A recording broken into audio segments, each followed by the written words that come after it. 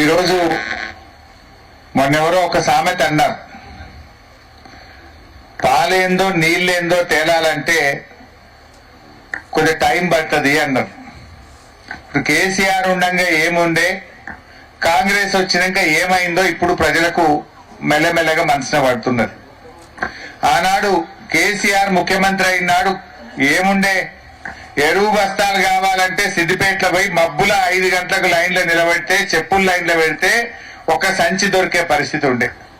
Police స్టేషన్ల ముందు లైన్లలో నిలబెట్టింది అప్పుడు కాంగ్రెస్ గవర్నమెంట్.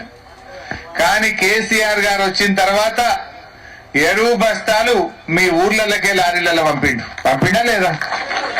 ఏనాడు 10 ఏళ్లలో మందు బస్తాల కోసం గింత లొలిగాలి అయిందా? కేసీఆర్ రాకముందు కాలిపోయే మోటార్లు, పేలిపోయే ట్రాన్స్ఫార్మర్లు. మోటార్ కాలితే 5,000, ట్రాన్స్ఫార్మర్ కాలితే బాయికింత వేసుకొని లంచం ఇస్తే ట్రాన్స్ఫార్మర్ వచ్చు. అది వచ్చే వరకు వెనకబడి ఎండైపోతుండే. కానీ కేసీఆర్ గారు వచ్చినాక 24 గంటల కరెంట్ ఇచ్చిండు.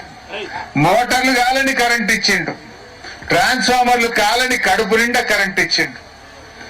ఇవాళ కాంగ్రెస్ గవర్నమెంట్ ఉండగా ఆ రోజుల్లో ఎప్పుడో దొంగ రాత్రి కరెంట్ వస్తుండే. కానీ కేసీఆర్ వచ్చినాక పొద్దున్న దాకా నీ బాయి కాడ కడుపు నిండా కరెంట్ ఇచ్చిండా లేదా? అంటే మార్చిండు. ఇది బంజాయి బిడ్డలో లేకున్నది. ఇప్పుడు మళ్ళా కాంగ్రెస్ వచ్చింది, మళ్ళా మోపైంది. కరెంటు బాధలు, మోటార్లు కాలుతున్నాయి, మళ్ళా ట్రాన్స్ఫార్మర్లు కాలుతున్నాయి. నడిమిట్ల కేసీఆర్ ఉన్నప్పుడు కాలినాయా? మోటార్లు కాలలే, ట్రాన్స్ఫార్మర్లు కాలలే, మంచిగా కడుపు నిండా కరెంట్ ఇచ్చిండు. నిన్న ఒక ఎమ్మెల్యే చెప్తుంది, కాంగ్రెస్ ఎమ్మెల్యే పర్ణికారెడ్డి అంట, నేను పొద్దుగాల పేపర్ చదివిన. ఆ ఎమ్మెల్యే గారు అంటున్నారు, కేసీఆర్ ఉండగా ఎట్లొచ్చింది 24 గంటలు, ఇప్పుడు ఎందుకు వస్తలేదు అంటుంది. అన్నది ఎవరు? కాంగ్రెస్ ఎమ్మెల్యే. కాంగ్రెస్ ఎమ్మెల్యే అంటుంది, కరెంట్ వాళ్ళని పట్టుకొని అంటుంది, కేసీఆర్ ఉండగా అప్పుడు పొద్దున్న దాకా వచ్చింది కరెంటు, 24 గంటలు వచ్చింది, ఇప్పుడు ఏమైందా వస్తలేదు అంటుంది. అన్నది ఎవరు అంటే కాంగ్రెస్ ఎమ్మెల్యే. అంటే మనసు ఉంటే మార్గం ఉంటది. కేసీఆర్ ఉండగా ఫార్మరే ఫస్ట్, ఫార్మర్ ఫస్ట్ అంటే రైతే నాకు ముఖ్యము అన్నాడు కేసీఆర్. మీరు ఒకటి బాగా యాడ్ చేసుకొని నేను మీకు యాడ్ చేస్తున్నా. నడిమిట్ల 2 ఏళ్ళు కరోనా వచ్చింది. మనం ఇళ్ళకి తాళాలు వేసుకున్నాం, ఒక్కరం బయట అడుగు కూడా పెట్టలే, మూతికి బట్ట కట్టుకున్నాం. మనిషి బయటకు రాలే. 45 రోజులు లాక్డౌన్. గవర్నమెంట్ కు రూపాయి ఆమ్దాన్ లేదు. అయినా కేసీఆర్ ఇంత కరెంట్ మీద మనకు 1500 ఇచ్చిండు, ఇంత బియ్యం పంపిండు 10 కిలోలు. అందరినీ కడుపులో పెట్టుకొని కాపాడుకున్నాడు. అయితే కరోనా ముచ్చట ఎందుకు తెస్తున్నా అంటే, నేను కరోనా వచ్చినప్పుడు కూడా నీ రైతు బంధు టైం మీద వేసిందా లేదా?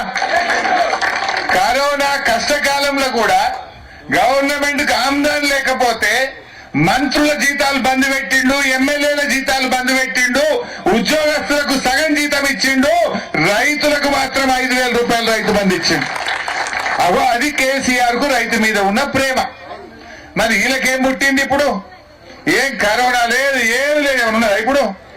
మరి ఇప్పుడు ఎందుకు వస్తలేదు రైతు బంధు? కేసీఆర్ ఉండగా నాట్లు పడే వరకు మీ ఫోన్లన్నీ టింగు టింగున మోగినాయా లేవా? ఇప్పుడు నాట్లు అయిపోయా, కలుపు అయిపోయా, మందేస్తిమి.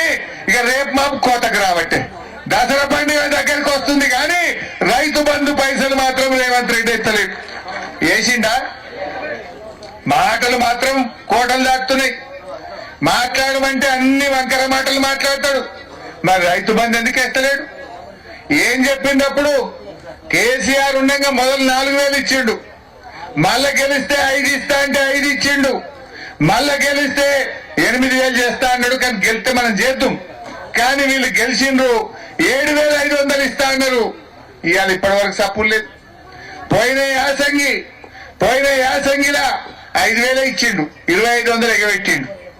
ఈ వానకాలం ఇస్తాము అన్నారు. ఈ వానకాలం 7,500 లేదు, 5,000 కూడా లేదు. ఆయన 5,000 కూడా రాలే. ఇవాళ ఇందాక మా రెడ్డి సాబ్ దుర్గారెడ్డా, ఏం పేరే, దుర్గారెడ్డి అని ఏమన్నాడు? 3 పైసల మిత్తికి తెచ్చిండట 10,000. రైతు బంధు వల్లేదని 3 పైసల మిత్తికి తెచ్చినా అని మా దుర్గారెడ్డి గారు బాధపడబట్టే. ఇంకొకరు 2 రూపాయల మిత్తికి తెచ్చినా అన్నాడు.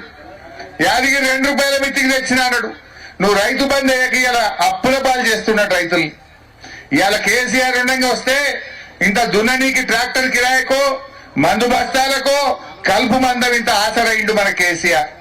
వీళ్ళేంది ఏదో ఒక కుంటి సాకులు చెప్పి అబద్ధాలు చెప్పి ఇప్పటిదాకా రైతు బంధు పైసలు కూడా ఇవ్వట్లేదు.